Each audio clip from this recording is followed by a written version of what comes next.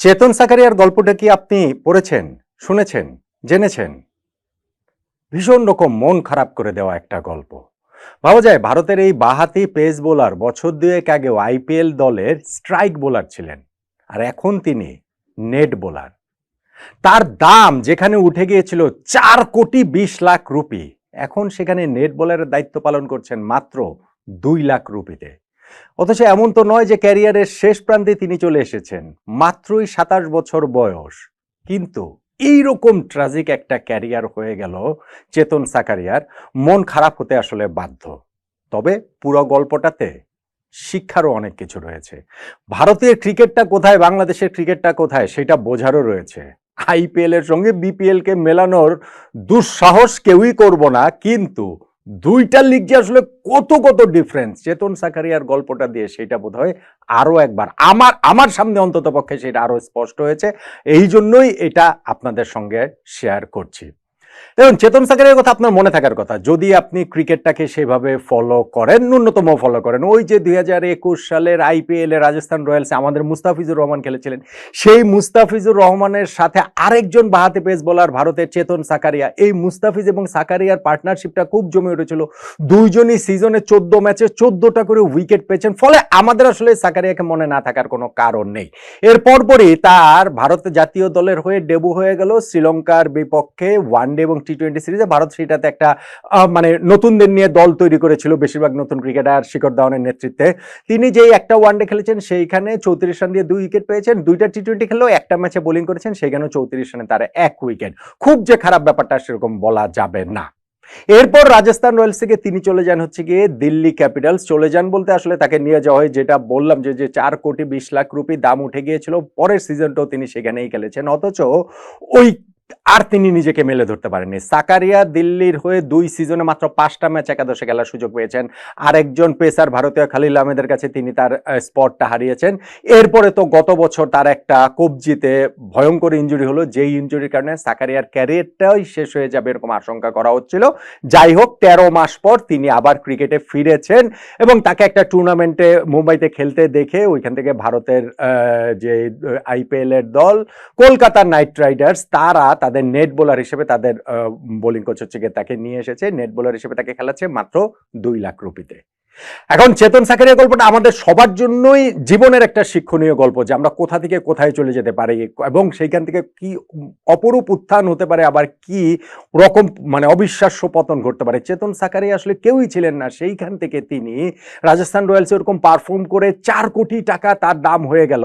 আবার within couple of seasons তার মূল্য হয়ে গেল মাত্র 2,00,000 টাকা। জীবনের উত্থান পতনের গল্পটা চেতন সাকারিয়ার চেয়ে খুব ভালোভাবে আর কিছু দিয়ে আসলে বোধহয় বোঝানো যায় না।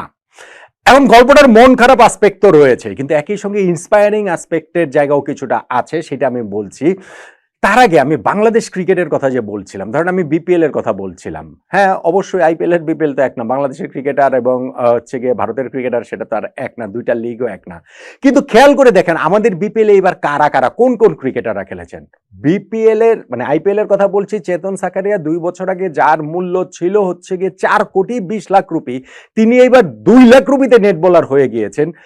আর সেইখানে আমাদের বিপিএল এ ধরেন সেই মেয়াদ উত্তীর্ণ শফিউল ইসলাম, সোহাগ গাজী, তারা রাজশাহী এইবারের যেই দলটি হয়েছে দুর্বার রাজশাহীতে তারা খেলেছেন। কি হিসাবে খেলেছেন, কোন যোগ্যতায় খেলেছেন, আমাদের ক্রিকেটের মানটা কোথায় সেটা আপনি আমাকে বলেন তো দেখি। চিটাগাং কিংসের নাইম ইসলাম 38 বছর বয়সী, তিনি খেলেছেন এবং তিনি ভালোও করেছেন। আমাদের লিগের মানটা কোথায় আসলে সেটা তো এর মাধ্যমে কি আসলে বোঝা যায় না।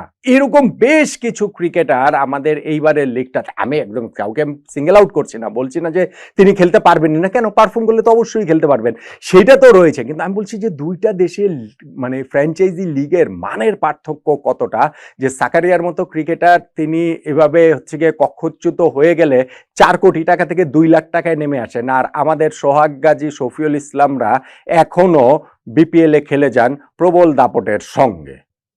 আর ইন্সপায়ারিং যেই পার্টটার কথা বলছিলাম, দেখুন বছর 2-3 আগে মোহিত শর্মা ভারতের এক পেস বোলার, তিনি গুজরাট টাইটান্সে নেট বোলার হিসেবে ছিলেন, মাঝখানে তার ক্যারিয়ার ওইভাবে খেই হারিয়ে ফেলেছিল এবং ওইখানে নেটে ভালো করার পর তিনি মূল দলে জায়গা করে নিয়ে গত 2টা সিজন গুজরাট টাইটান্সে খুব ভালো খেলেছেন এবং এইবার দিল্লি ক্যাপিটালস তাকে নিয়ে নিয়েছে 2,20,00,000 রুপিতে।